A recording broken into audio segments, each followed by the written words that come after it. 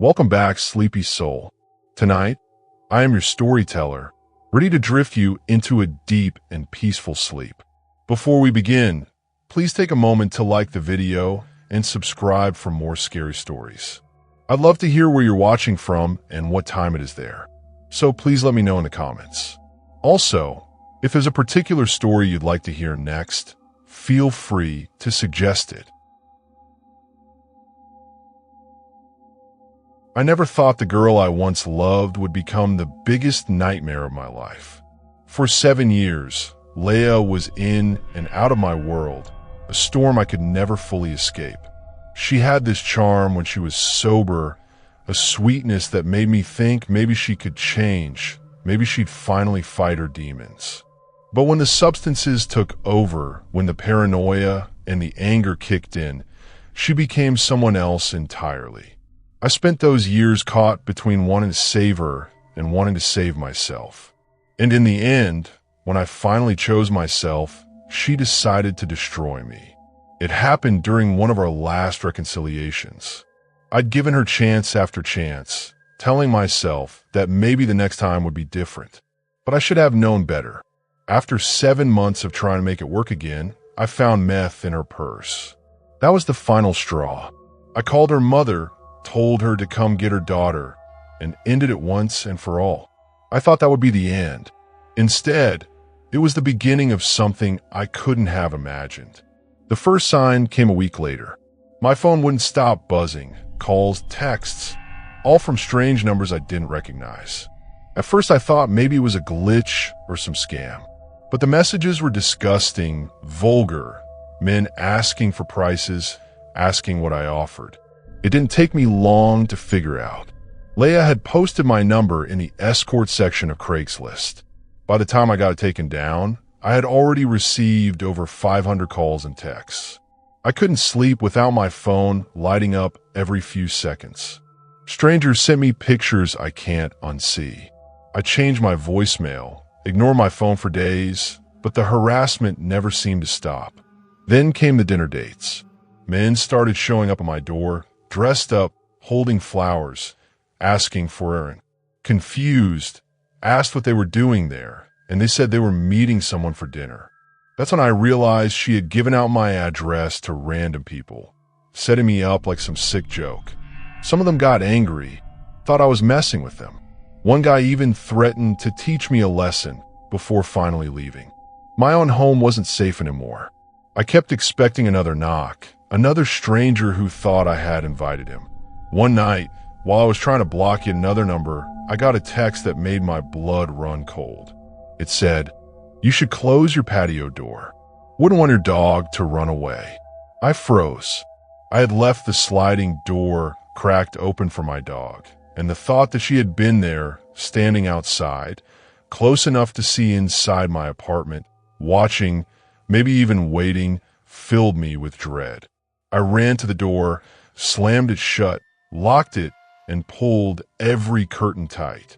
I couldn't shake the feeling that she had already been inside, that she had touched my things while I slept. It only got worse. One evening, 2 cops knocked on my door.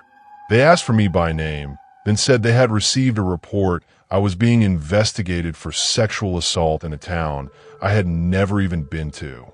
My heart nearly stopped. I tried explaining I had no idea what they were talking about.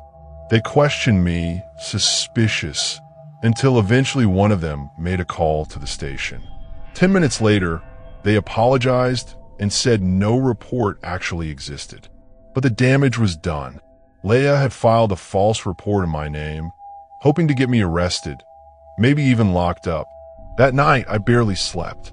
I couldn't stop imagining myself in handcuffs, humiliated, branded for life by something I didn't do. It didn't end there. I started missing my mail.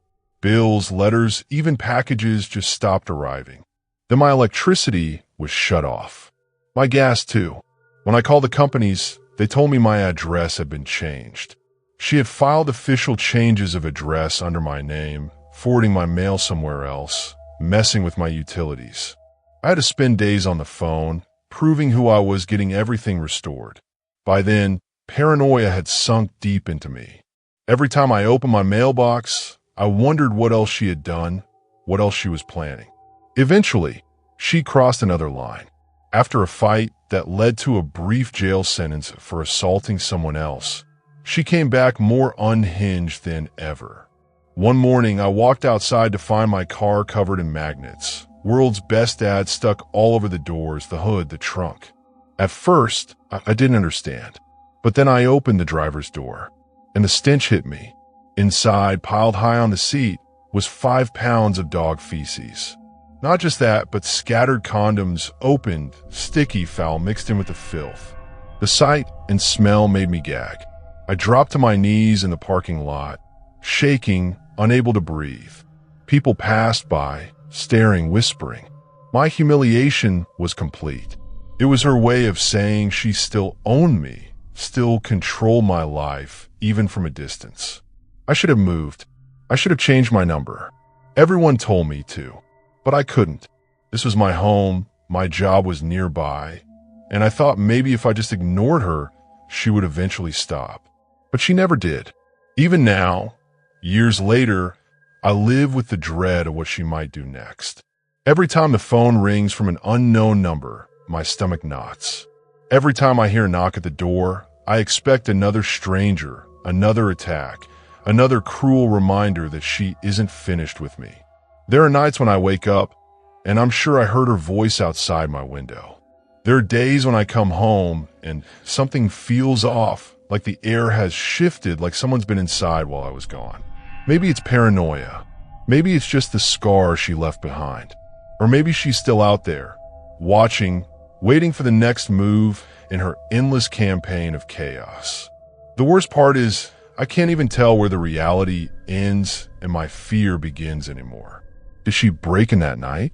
Did she stand in my doorway? Or was it all in my head after months of torment? All I know is that my life has never been the same. The person I once thought I loved made sure of that. And no matter how much time passes, I live with the knowledge that the next knock, the next message, the next shadow might be her, coming back to remind me she still owns the last pieces of my sanity. A quick announcement here. If you're still here and enjoying these stories but haven't subscribed yet, please take a second to do so. Drop a comment too. It really helps push the video out to more people. Your support means everything, and it truly makes my day.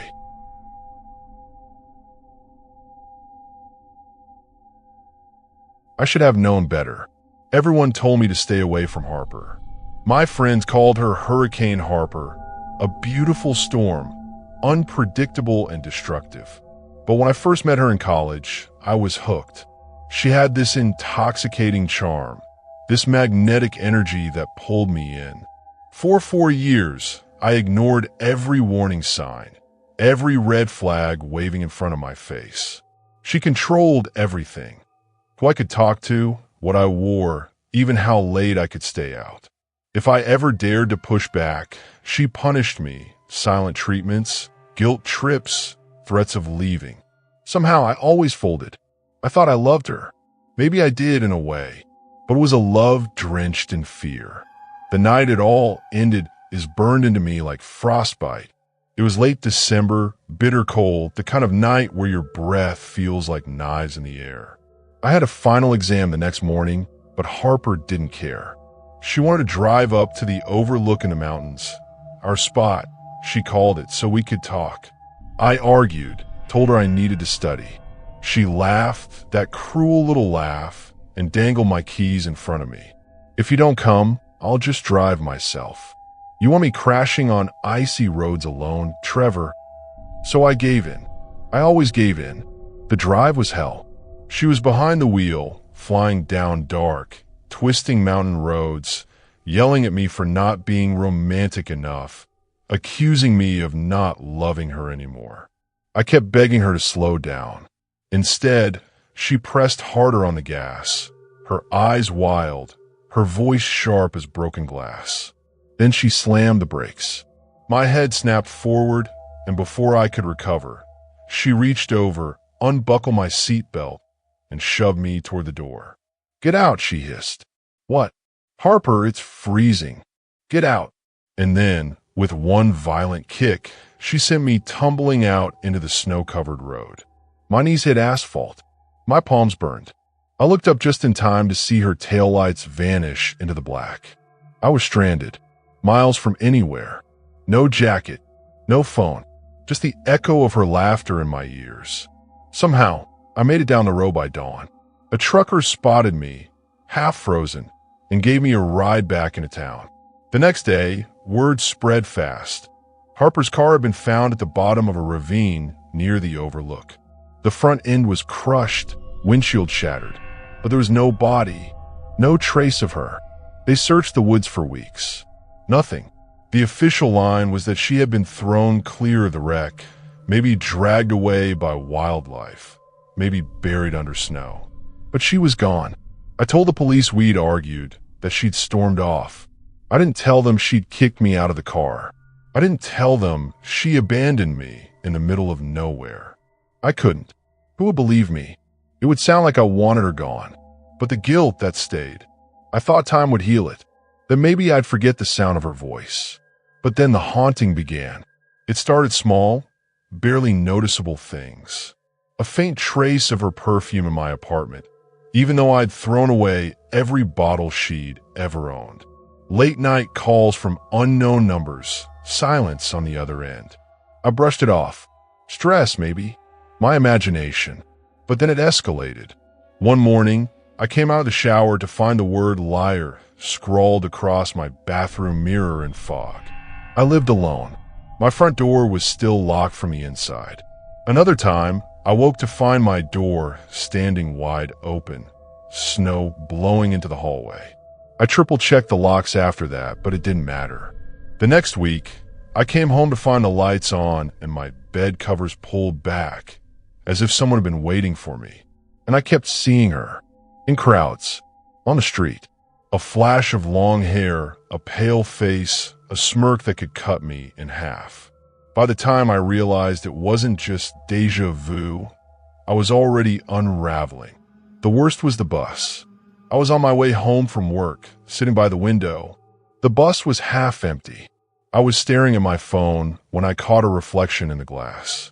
A girl, sitting right beside me. My heart stopped. It was Harper. Her skin was gray, her lips cracked, her hair matted with ice and dirt. Her eyes, God, her eyes were bottomless. She leaned in close, so close I felt the cold of her breath on my ear. "You left me to die," she whispered.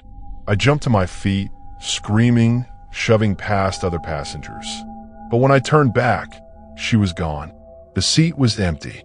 People were staring at me like I'd lost my mind. Maybe I had. After that, I stopped taking buses, stopped going out at night. But it didn't matter. She found new ways to remind me. One evening, I was in my apartment building's elevator, heading up to the 4th floor. I stared at my reflection in the mirror-lined walls, trying not to think, trying not to remember. And then I saw her, not beside me, not behind me, but inside the mirror. Her hands pressed flat against the glass, her face twisted in rage, her mouth opening wider and wider until it was an impossible black void. I screamed. The elevator jolted. The lights flickered. And then I blacked out. When I woke, I was on the floor of the elevator, the doors wide open, neighbors pulling me out. Since then, I can't escape her. She's everywhere. Her shadow lingers in every corner of my apartment. Her voice whispers through static on my radio. Sometimes I wake up with frost clinging to my blankets, my breath hanging in the air even though the heat is on. And always, she repeats the same message. It wasn't an accident. I don't know what she means. I don't know if she's blaming me or if something else happened that night on that mountain road. Maybe she wasn't alone when the car went into the ravine. Maybe someone helped her disappear. But deep down, I know the truth. She didn't vanish. She didn't die. Not completely. She's still here, with me, and she'll never let me forget.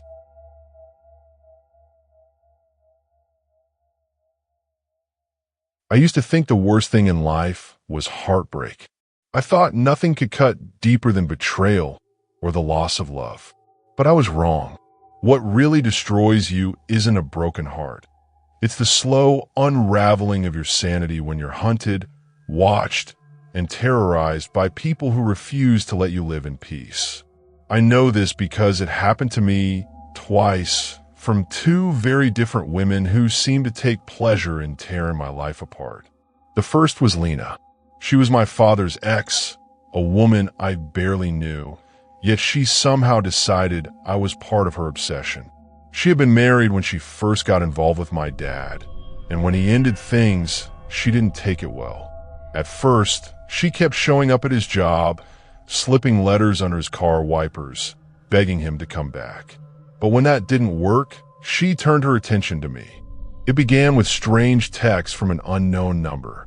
The first one simply said, "I just want to be part of the family."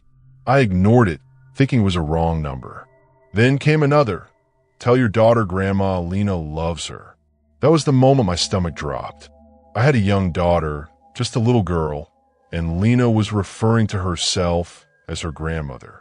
I tried to convince myself it was some sick joke, but then packages started arriving. Dolls, baby clothes, storybooks with notes tucked inside, all signed "Love, Grandma Lena." I felt sick every time I opened the door and found another box waiting. It wasn't just harassment, it was intrusion, a declaration that she wanted to force her way into our lives whether we wanted her or not. I called my dad, furious, demanding he do something. He sounded broken, ashamed, but he said she wouldn't stop no matter what he did. The worst night with Lena happened when she showed up at my apartment. I was putting my daughter to bed when there was this pounding on the door, loud and insistent. A woman's voice screamed through the wood, "Let me see my granddaughter. She needs me." My daughter started crying, clinging to me, and I froze, terrified. I didn't open the door. I couldn't. I just stood there, whispering to my daughter to be quiet until the pounding finally stopped. When I looked through the peephole, the hallway was empty, but I could still hear her voice echoing in my head. I filed for a restraining order the next day. The court granted it, but I knew paper wasn't going to stop someone like her. I packed up my things, pulled my daughter from school, and we moved out of state within a month. I thought leaving everything behind would end the nightmare, but I was wrong again. Because then came Sabrina. Sabrina was the girlfriend of my high school ex, Aaron. She had been obsessed with me for years, ever since she found out I was his first love. What should have been some teenage jealousy turned into an obsession that followed me into adulthood. At first, it was mostly online. Fake accounts popped up everywhere, commenting on my photos, sending me messages. Some would say cruel things, others would act like they were people I knew. Whenever I blocked one, another would appear. It was endless. I didn't take it seriously until the harassment became personal. She knew details about my life she shouldn't have known, where I worked, who I spent time with, even what park I took my daughter to on weekends. I started to realize she wasn't just watching me online. She was watching me in person too. The moment that broke me was when she lured me into a trap. I had been talking to someone online, a man named Nate, who seemed genuine, kind. After weeks of conversation, he suggested we meet at a local cafe. Nervous but hopeful, I agreed. But when I arrived, there was no Nate. Instead, sitting at the table, waiting with a smile that sent shivers down my spine, was Sabrina. I froze, every instinct telling me to run, but I couldn't move. She gestured for me to sit. Against my better judgment, I did. She leaned forward, her eyes wide and unblinking, and confessed it all. Nate had never existed. It was one of her male friends pretending on the phone, all to trick me into meeting her. She admitted she had been behind the fake accounts, the messages, the endless harassment. She even laughed as she told me how much fun it was to watch me panic. Then she leaned in closer, her voice dropping to a whisper that chilled my blood. "You know, Your daughter looks a lot like Aaron. Are you sure she isn't his?" My breath caught in my throat. The cruelty of it was deliberate, designed to cut deep. I knew it wasn't true, but the way she said it, the way her lips curled into that malicious smile, made me feel like the ground beneath me had disappeared. I stood up, shaking, and walked out without looking back. Since that day, I've lived in constant fear. I've taken every measure I could think of, changing numbers, locking down my social media, moving again. But paranoia doesn't go away just because you pack your bags. I still check my daughter's room 3 times before I go to bed. I still jump when the phone rings. And sometimes, when I'm out in public, I swear I see familiar faces in the crowd. A woman watching me too closely, smiling too long, as if she knows me. 2 women, 2 different obsessions, both carving their names into my life like scars I can never erase. People say stalkers eventually get bored, that they move on when they no longer get the reaction they want. But Lena and Sabrina weren't like that. They didn't want attention. They wanted control. They wanted to bend reality to make me doubt my safety, my memories, even my family. And the truth is, they succeeded. Because even now, years later, I live like a hunted animal. Every creak of the floorboards at night makes my chest tighten. Every unknown number that flashes on my phone makes me sweat. I keep every curtain drawn, every lock checked and rechecked, but it never feels like enough. My life has become a prison built from fear, and they're the ones who hold the keys. I wish I could say the nightmare ended. I wish I could say I'm free. But the truth is, freedom doesn't exist for people like me. Not when there are still whispers in the dark, still shadows in the corner of my eye, still the memory of 2 women who taught me that sometimes the real horror isn't ghosts or monsters. It's the people who decide you don't get to live your life without them.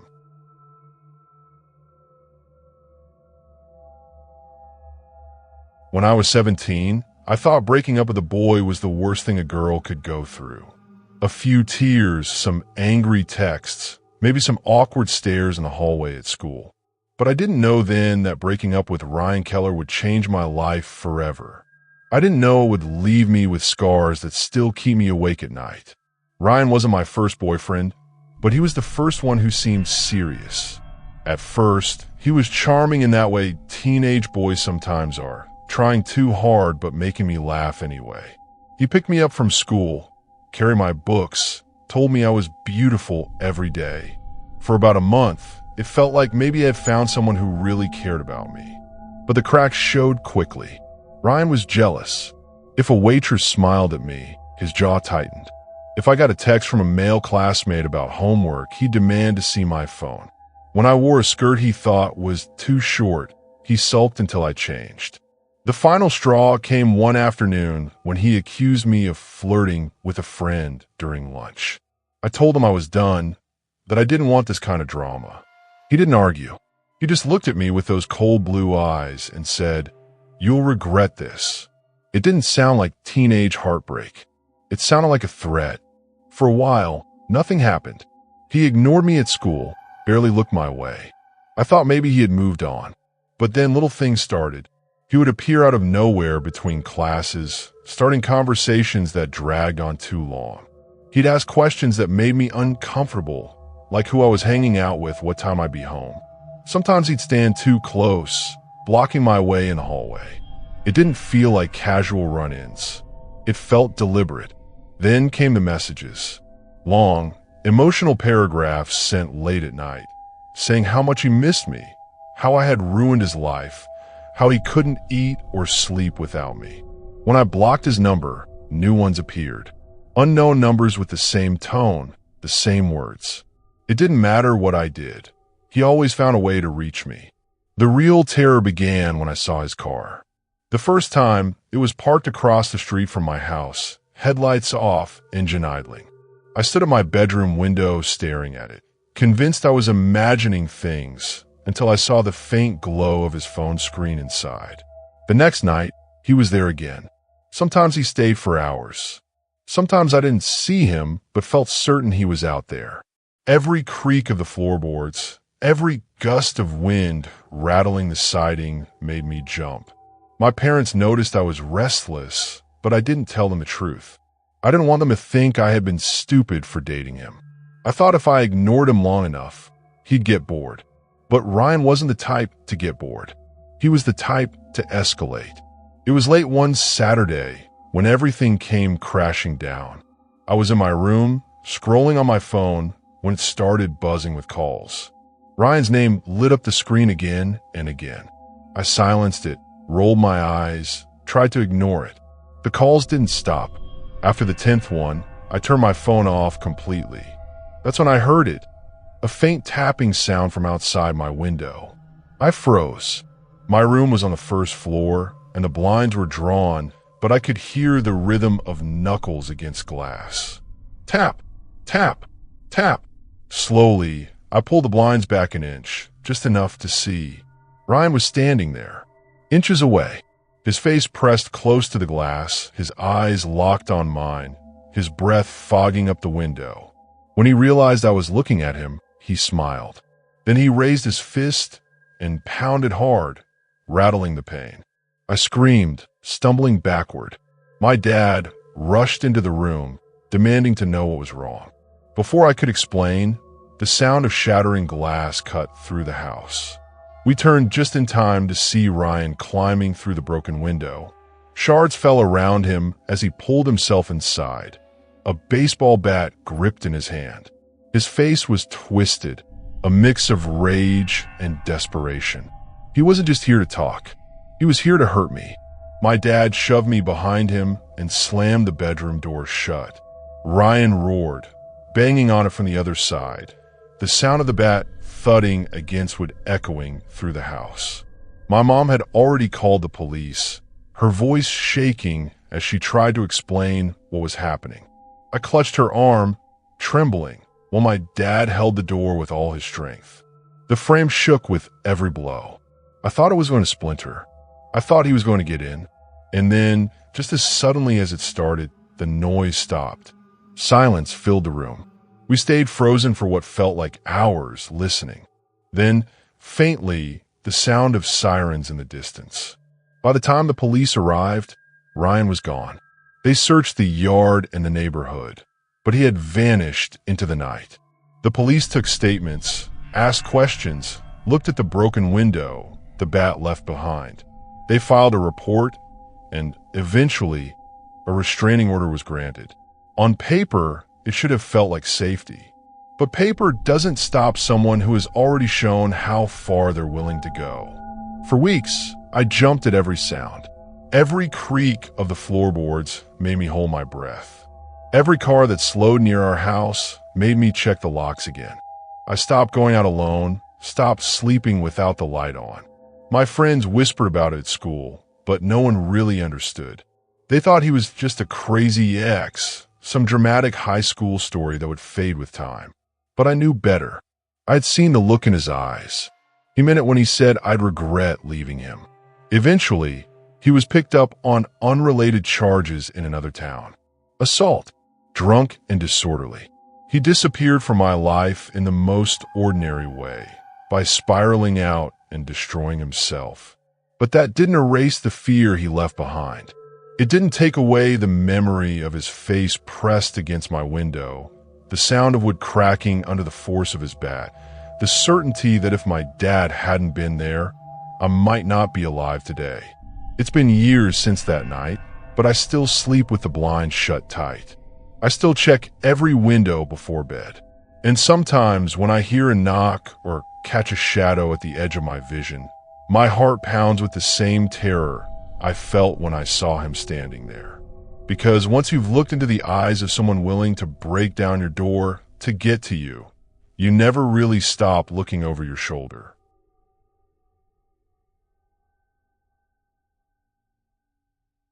When I first met Derek, I thought he was quiet in a comforting way. He wasn't loud or arrogant like some of the other guys I dated. He listened. He paid attention. He remembered little details about me, like how I took my coffee or the way I twirled my necklace when I was nervous. For 3 months, I thought I had finally found someone who would treat me right. But his silence wasn't peace, it was control. And when I broke up with him, I realized how dangerous that quiet intensity really was. At first, it was little things. He would get this look in his eyes when I talked to other men, like he was memorizing every word I said. He'd ask me to text him when I got home, then call if I didn't respond within minutes. He'd hover when we were out, always touching my arm, guiding me where to go like I couldn't move without him. By the end, I felt suffocated.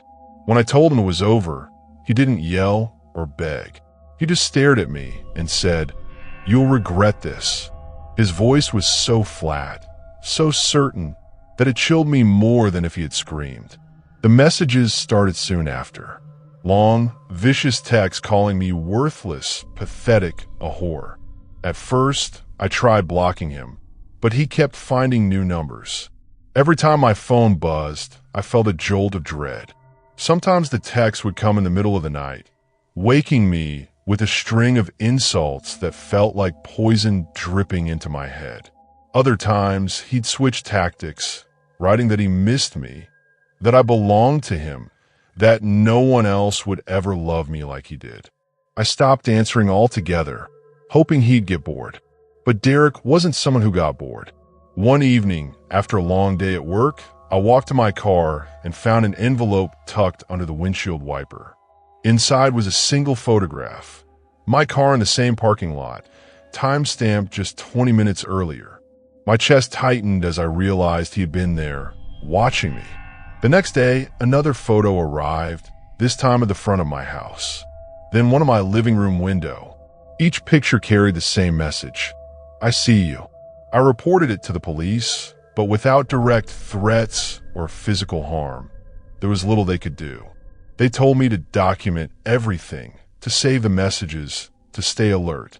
That advice didn't help me sleep at night when my phone lit up with new photos. Me walking into the grocery store, me standing at the bus stop, me unlocking my own front door.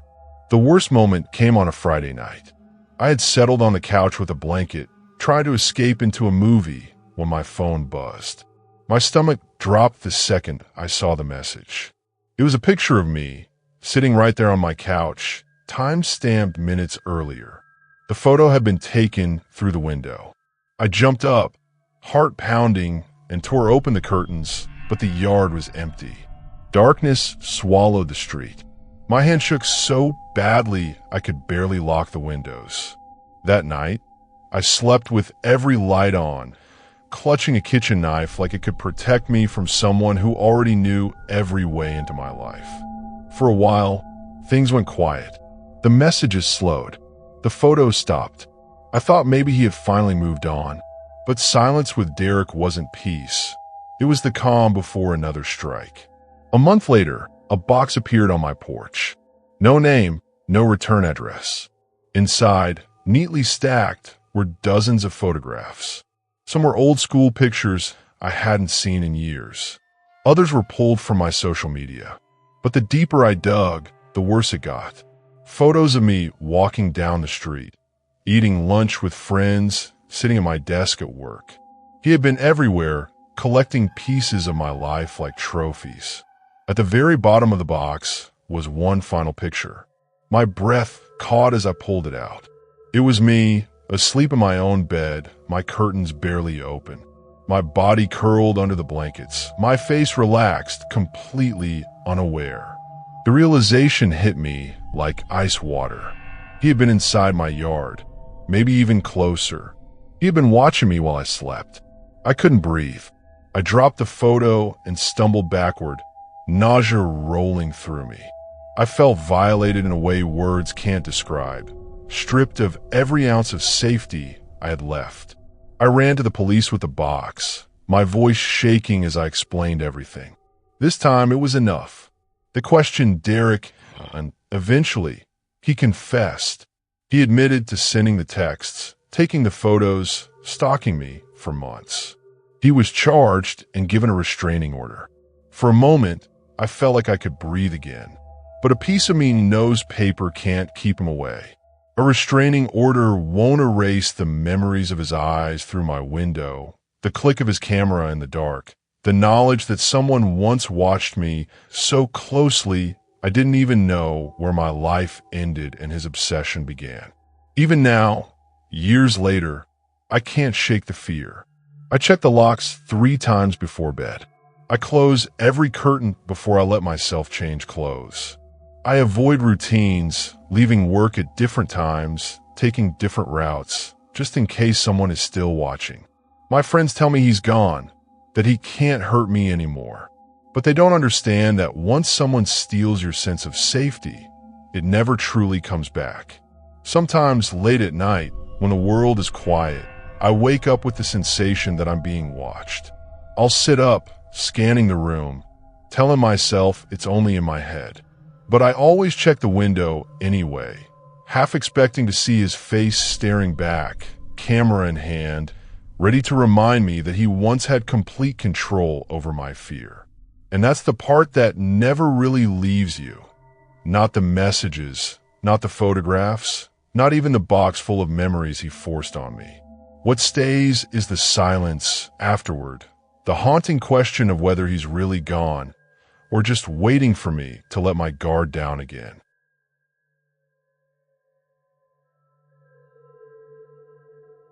I should have listened to my gut the night I met Adrian.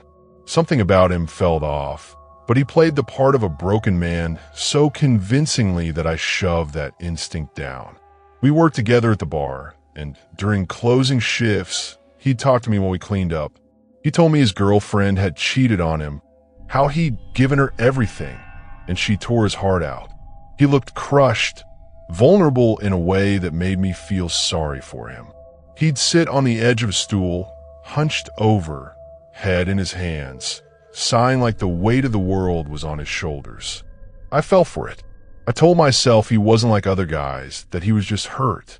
I wanted to help him, to be the person who showed him not everyone would betray him. For 2 weeks, I let myself get closer. He walked me to my car after shifts, brought me coffee when I was tired, whispered that he didn't know how he would have gotten through those nights without me. It felt intense, fast, like I had been pulled into his orbit before I even realized what was happening. And then, just as quickly, it all turned. The night it happened, we were walking in the park after work. It was late, nearly midnight, the path dimly lit by old lamps.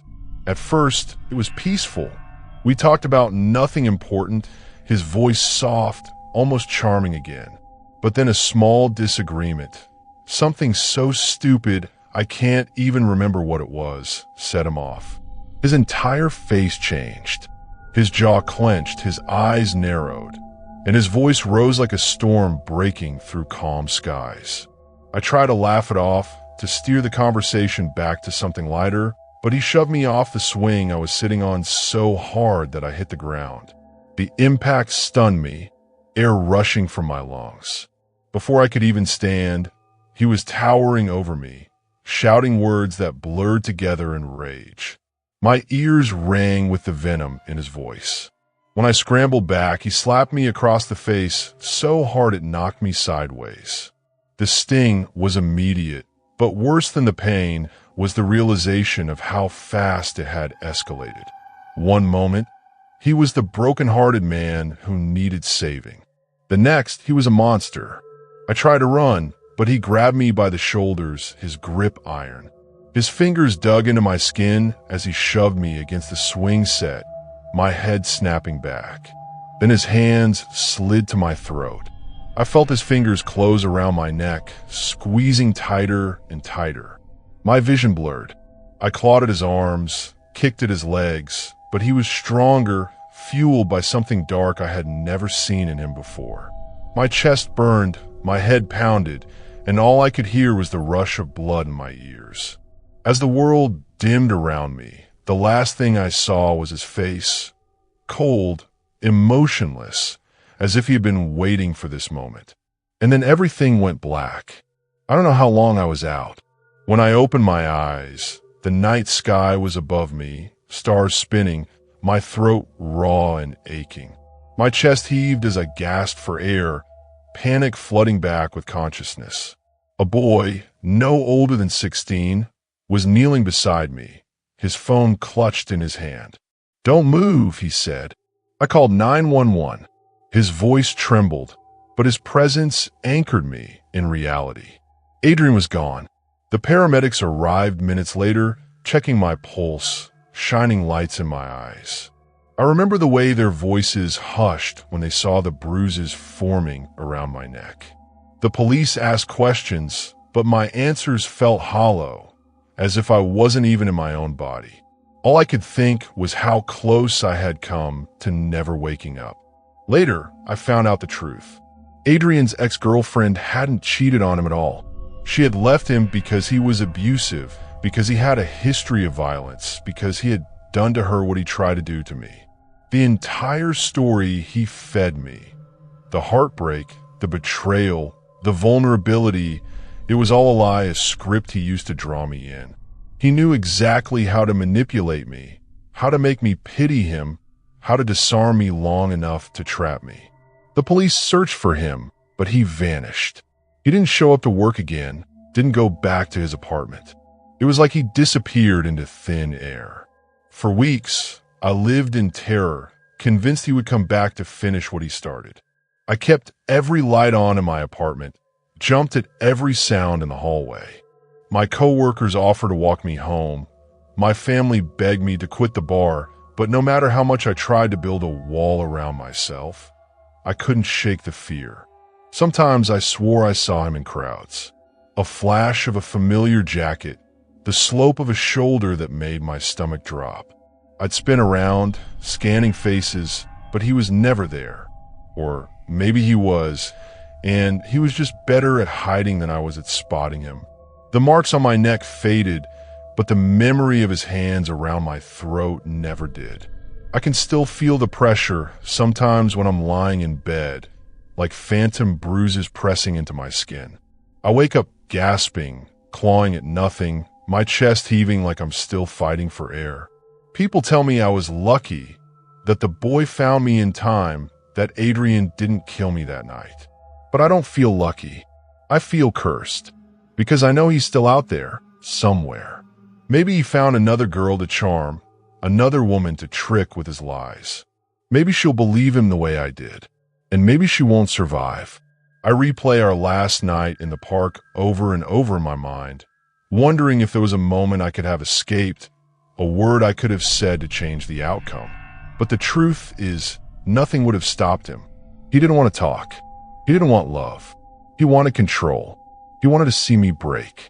I carry that with me every day.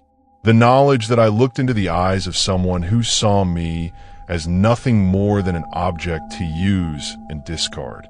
The knowledge that he walked away free while I'm left trapped in the memory. I wish I could say I don't think about him anymore, but that would be a lie. He lives in the edges of my mind, in every dark alley, every unfamiliar face on the street. I wonder if I'll ever truly escape him, or if he'll always be there, lurking like a shadow I can't shake. Adrian may have disappeared, but the fear he planted in me didn't. And that, more than anything else, is what makes him still feel close. Too close.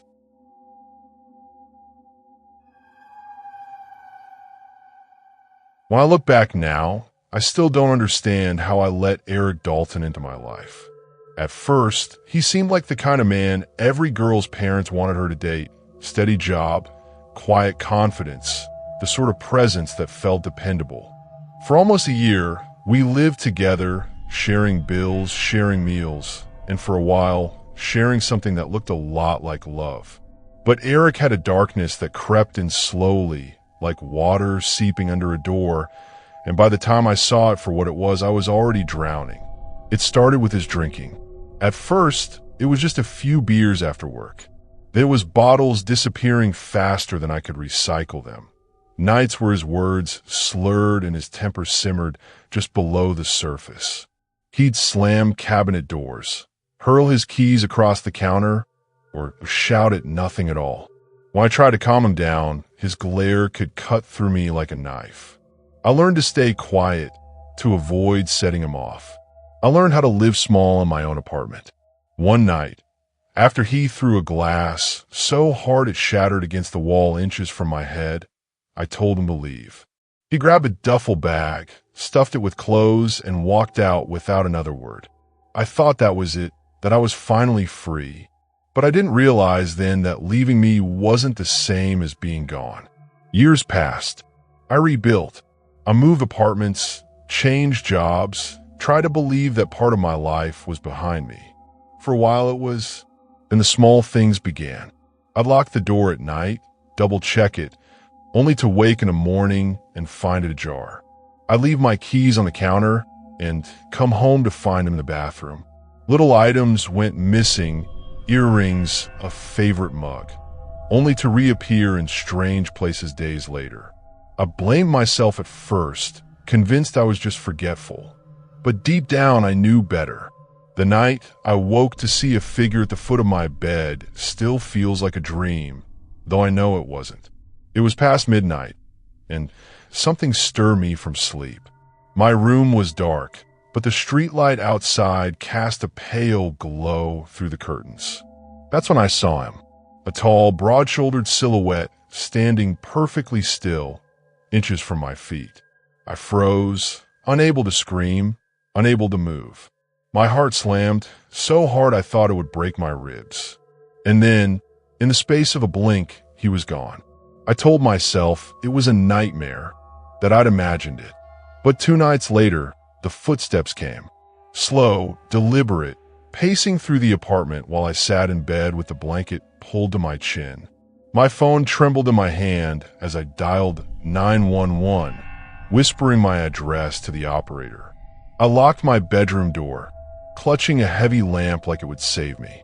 Then I heard it, the rattling of the doorknob, violent shaking, and then the booming sound of a voice I hadn't heard in years.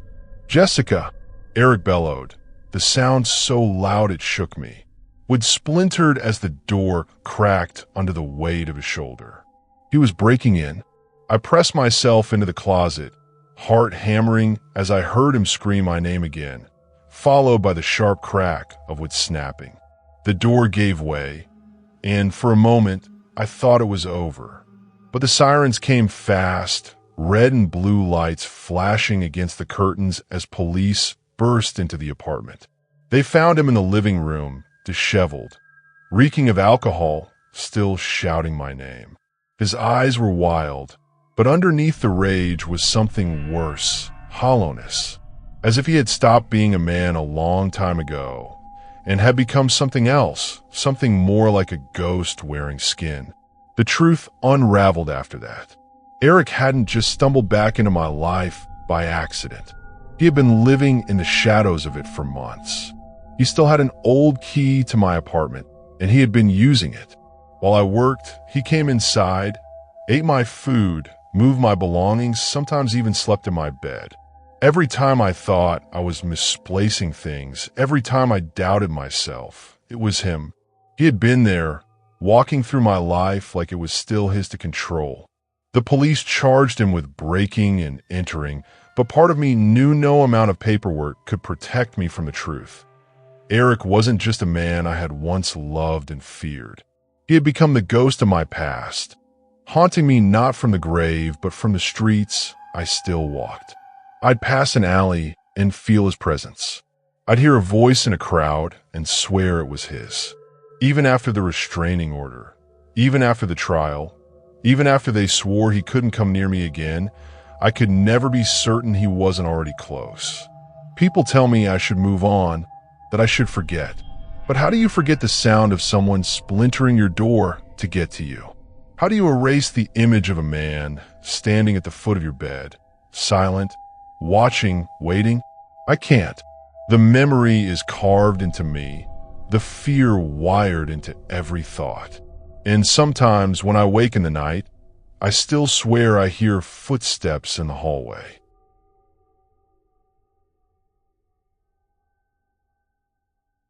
When I was in high school, I thought love was supposed to feel like everything. People around me would talk about how it was distracting, how it consumed your thoughts, and how it felt like the center of the universe when you were young. With Tessa Monroe, it felt like all of that, but not in the way you'd imagine from the movies or the stories people like to tell. It wasn't soft or warm. It was heavy, sharp, and suffocating. I thought I had fallen into a love story, but in reality, I had been pulled into a trap, one that would take me years to escape, and one that, in some ways, I'm still not sure I've escaped at all. I was just 17 when Tessa walked into my life.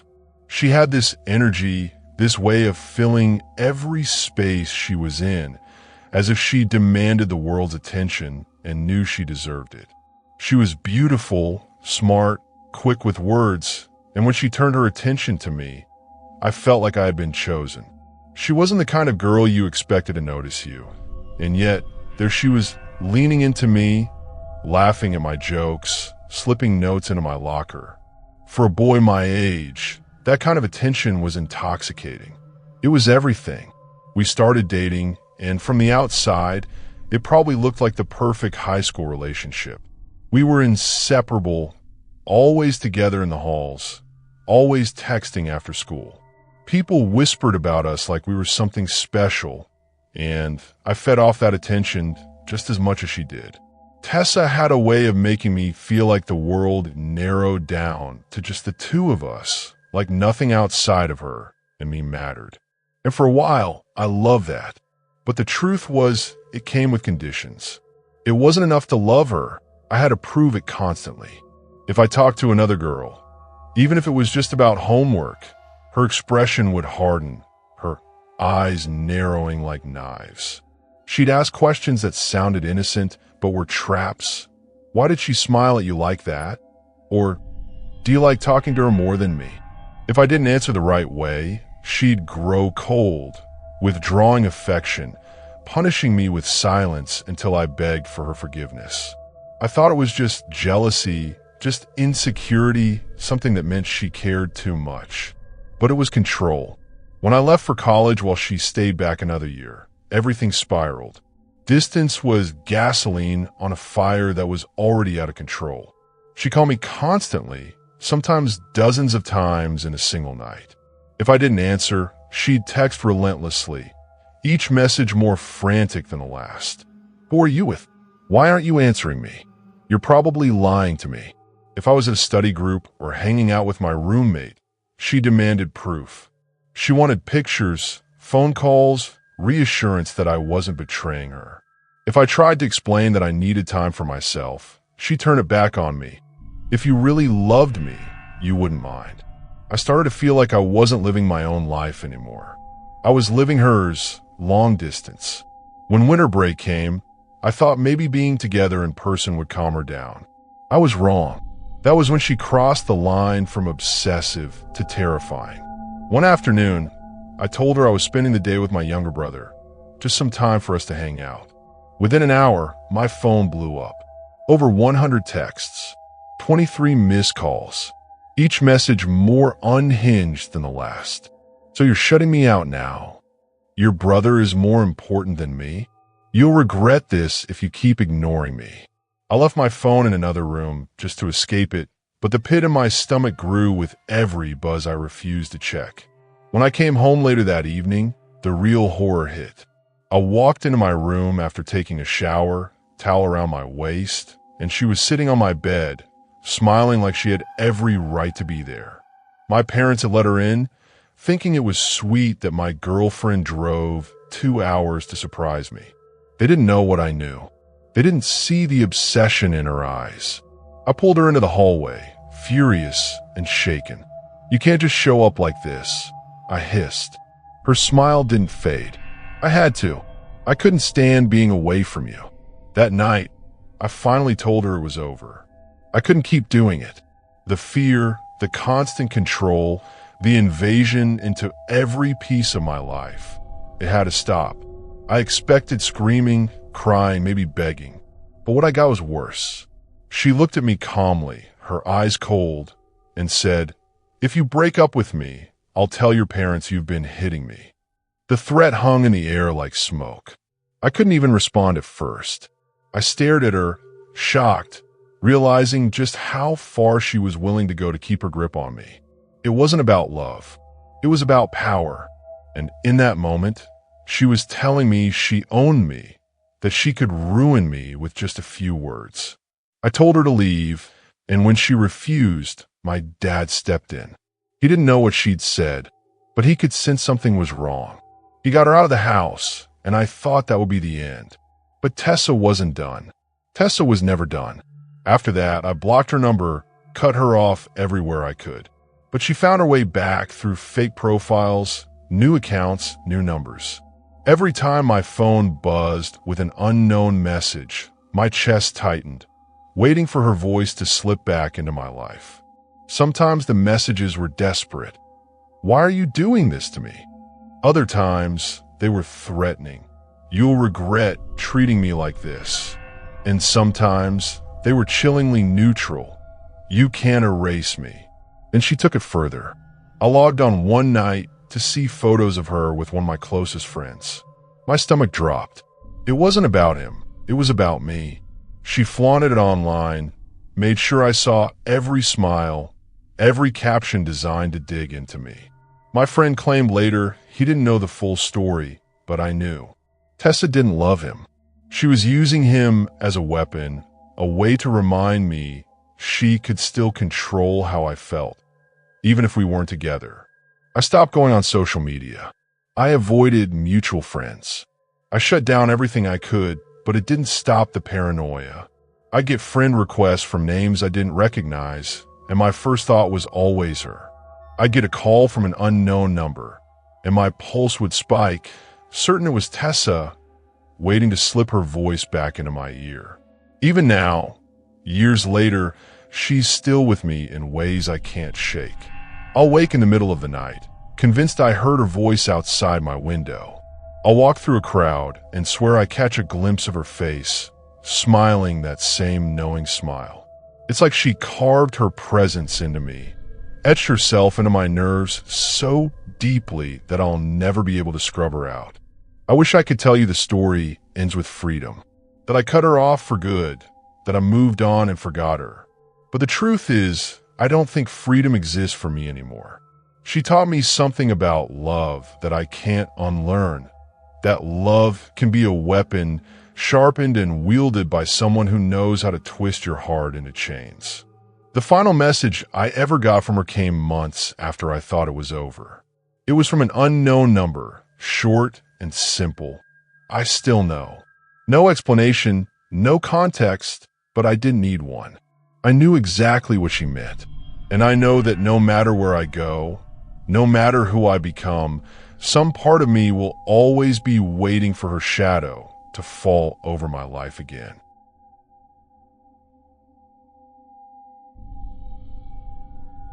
I was only 18 when I met Vanessa, and I swear that first night still plays in my head like a reel I can't stop watching. I was just a kid, fresh out of high school, figuring out who I was, and I thought Tinder would be harmless. A way to meet someone, maybe grab a drink, nothing serious. Where her profile popped up, I thought it was a mistake. She was 26, gorgeous, older, confident. I swiped right expecting nothing. And when she matched with me instantly, I felt like I'd just won something I didn't even know I was playing for. Our first date was at a bar downtown, the kind of place I had no business being in, but somehow got away with. She swept in like a storm, leather jacket, bold lipstick, eyes that could pin you down without touching you. She ordered for both of us, laughed at my awkwardness, and made me feel like I was being led into a secret world. When she leaned in and whispered that she liked younger guys because they were fresh, unspoiled, my cheeks burned, but I didn't run. I should have.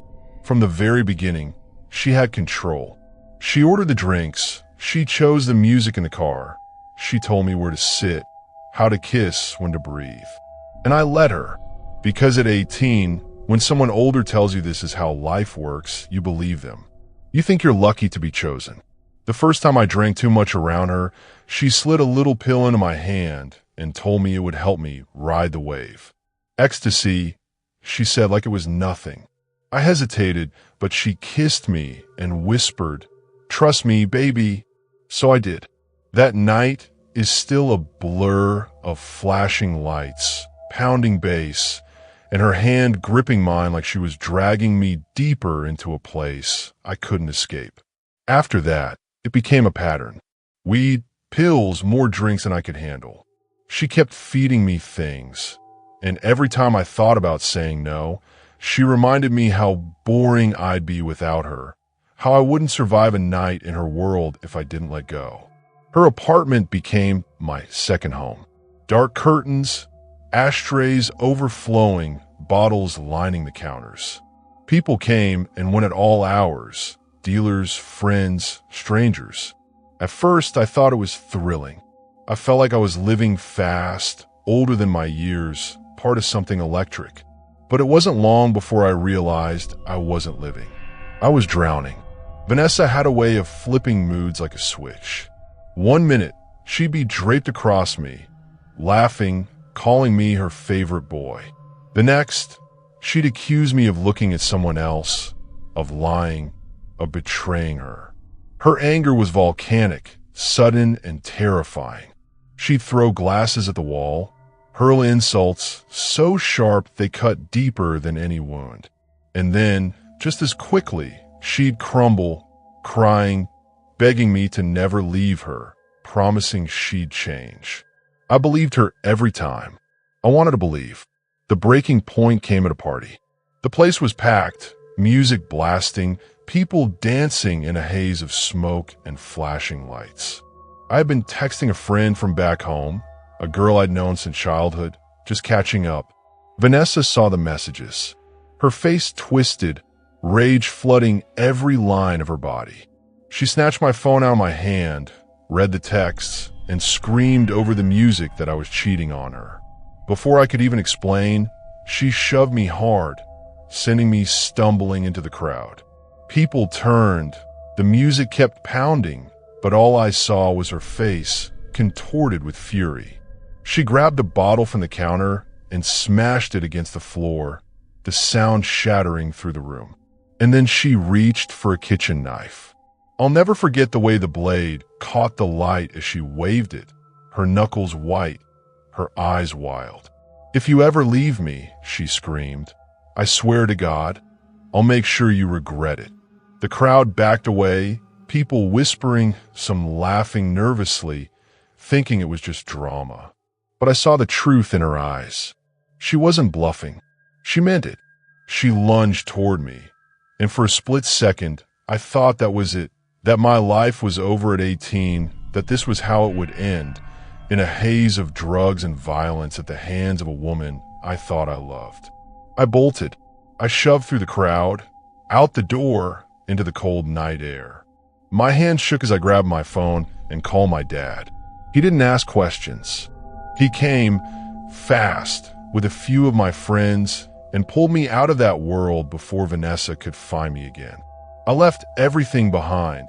My clothes at her place, my stuff, my so-called friends. None of it mattered. I just needed to get away. The days after were a blur of withdrawal and fear. My body craved the drugs she had fed me. My mind twisted with memories of her touch, her voice, her threats. I couldn't sleep without hearing her scream in my ears. I couldn't eat without feeling sick. But worse than the withdrawal was the paranoia. Every time I walked outside, I expected to see her car. Every time my phone buzzed, I thought it would be her. For months, I lived like a hunted animal. I quit everything, drinking, smoking, partying. I swore off it all. I told myself I had to get sober, to pull myself back before I ended up like some of the hollow-eyed men who drifted through her apartment, shells of who they once were. I didn't want to be prey anymore. But the thing about Vanessa is that she left a mark deeper than any bruise or scar. She taught me what it meant to be controlled, manipulated, devoured by someone stronger, older, more ruthless. She knew exactly how to pull me in, how to make me feel special, how to use my inexperience as a weapon against me.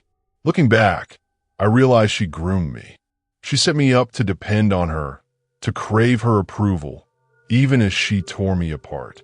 Even now, years later, I can still hear her voice. The way she hissed those words. If you ever leave me, I'll make sure you regret it. And sometimes in the quiet of the night, I wonder if she's still out there, waiting, watching, ready to make good on that promise. I never saw her again after that night. I don't know if she moved away, if she found someone else to pull into her storm, or if she's still haunting the same dark apartments and bars, looking for her next victim. But I do know this: when I think of her, when I replay the nights of chaos, the drugs, the violence, I remember the very first thing she ever said to me when we matched on Tinder. She smiled, leaned close, and whispered, "You're never going to see your family again." Back then, I thought it was a joke. I laughed it off, thought she was being dramatic. But now I know it wasn't a joke at all. It was a warning, and she almost made it true.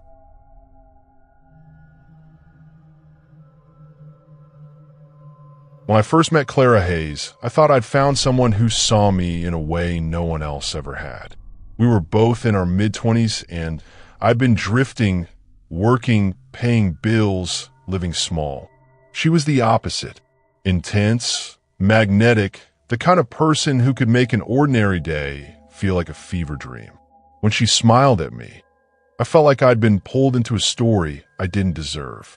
I didn't know then that she wasn't smiling at me. She was smiling at the control she knew she'd take. For 2 years, we lived in a constant storm.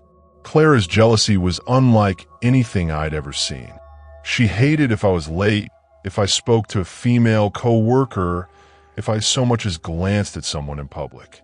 Every fight ended with her rage burning hot, then cooling into icy silence until I begged her to forgive me. I was exhausted, but I loved her, or I thought I did. Love felt like the right word at the time, but what it really was survival.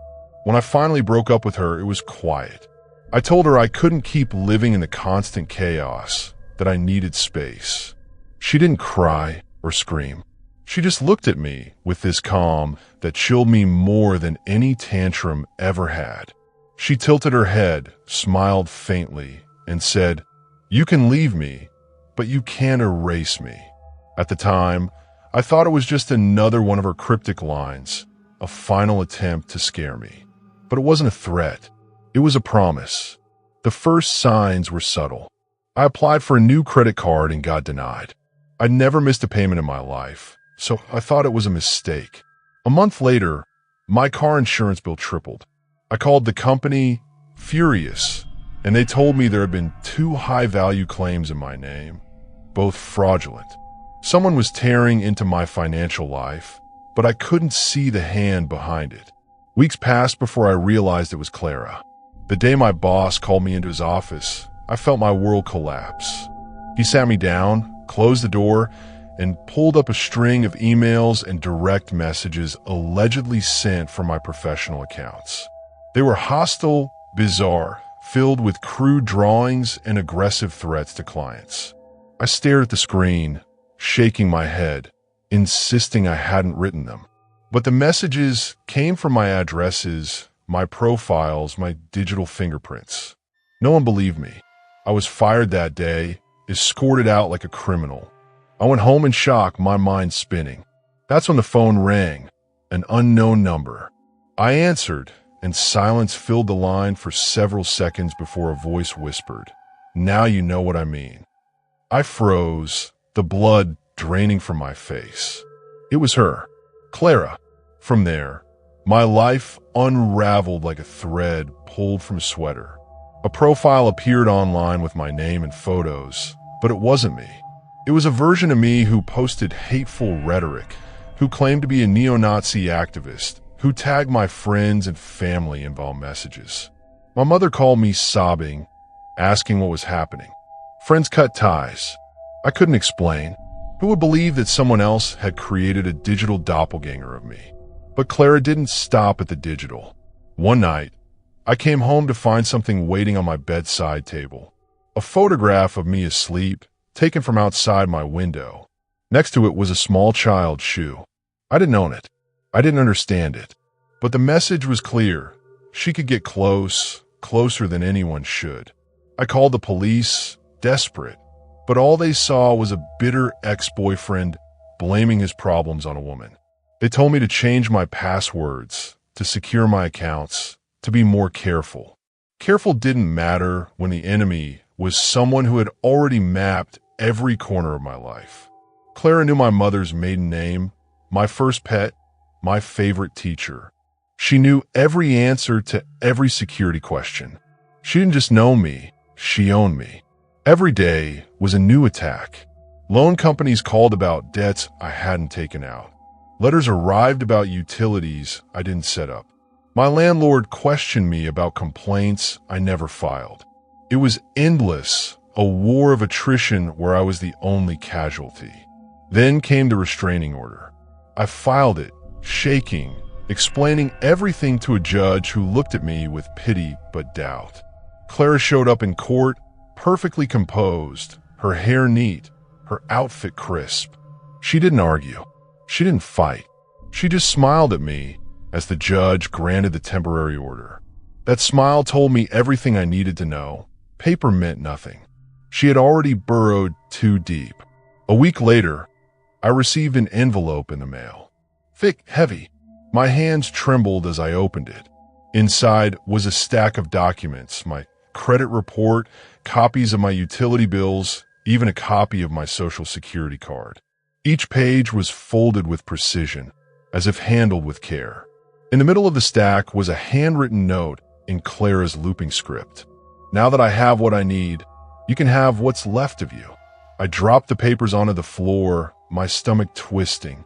It was more than harassment. It was erasure. She was stripping me down, piece by piece, replacing me with a version she controlled. A doppelganger that would outlive me, even if I disappeared. I tried to fight back. New passwords, new accounts, freezing my credit. But every time I thought I gained ground, Clara was already a step ahead. She'd post something under my name. She'd send an email to my friends. She'd leave a package on my porch.